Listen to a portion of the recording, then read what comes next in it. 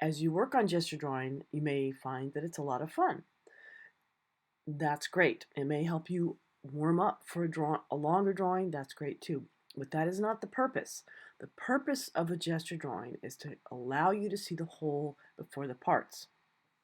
So what you want to learn to do then is take that 1 minute drawing into what I call a sustained gesture. And in a sustained gesture, you keep building it up, and eventually what happens is the details sort of emerge out of it. You find you have to check an angle. You've got to measure something. You start nailing things down a little bit more, but it progresses in sort of a natural way. The longer you can keep a gesture going, usually the better the drawing work comes out. And here in this portrait drawing, you see an example of what I'm talking about.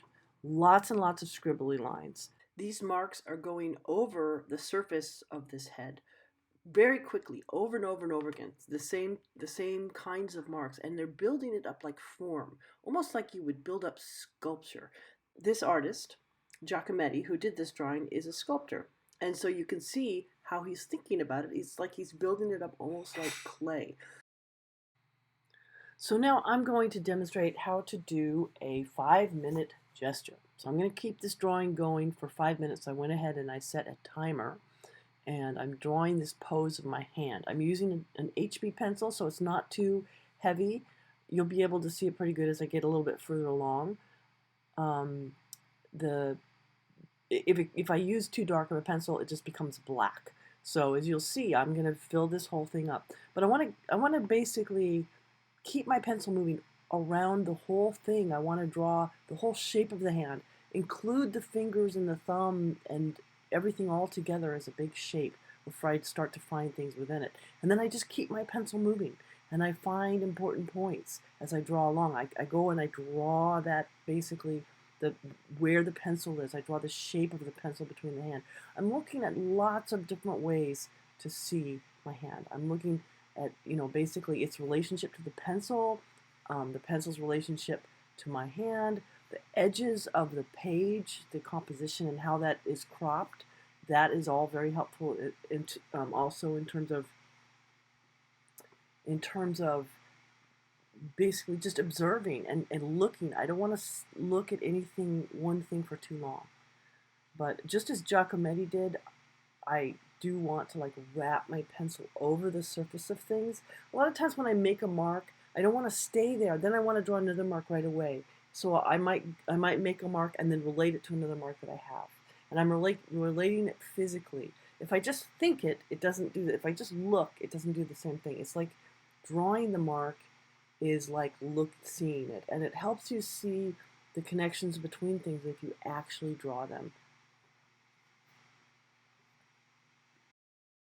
When a lot of my students draw gestures, I find they're afraid to draw across something or in the middle. They tend to draw around the edges a lot.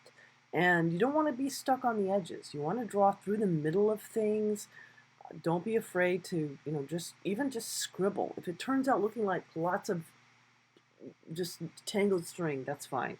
That is the way that Kimon Nicolaides describes it, tangled string drawings, because that's the way his students describe them. But that's okay, just keep it moving. You want to think of your mark as research. So when I'm drawing over the surface of my hand or I'm finding a certain point, imagine that it's really there in space. And so when I move closer to myself, it's moving in space, or when it goes back. So that your pencil is sort of taking a journey all over in dimensional space. Even though it's flat, you imagine it's dimensional. Then the marks will start to make more sense to you, and they'll look like they make more sense on the page.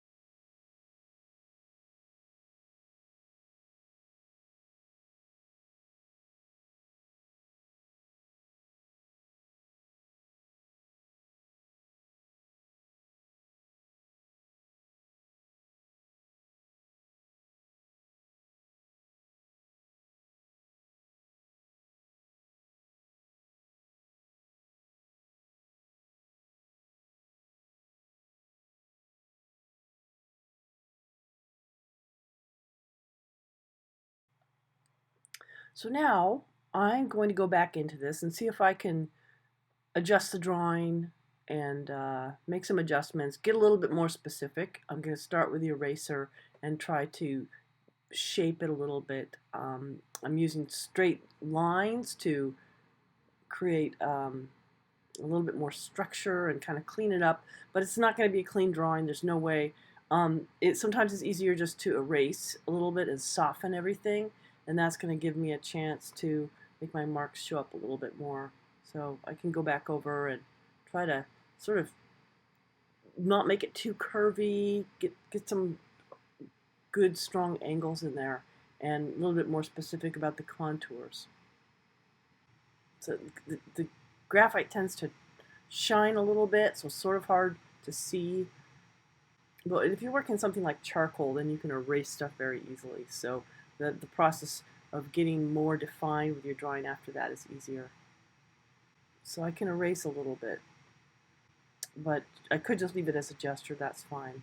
Sometimes it just helps to see how do I start to integrate in a little bit more detail. I'm going to use a darker pencil so that the lines will show up a little bit more. And it's still a little bit hard to see. So now, one thing you can do is put some tracing paper over it, and it kind of diffuses everything. And then take a marker, and I'm going to just, it's a gray marker, I'm going to go in and I'm going to basically do a contour drawing. And it'll show up a little bit better because it's diffused by that. So that's one way you can sort of build a drawing out of different ways of looking at it. You know, contour is a very different way of looking at something than the gesture. So you just build that drawing up with, you know, one way is more intuitive, the other one might be more specific, and the different ways of looking at it basically get layered into the drawing, and then you get something that sort of shows a broader, more depth in how it's seen.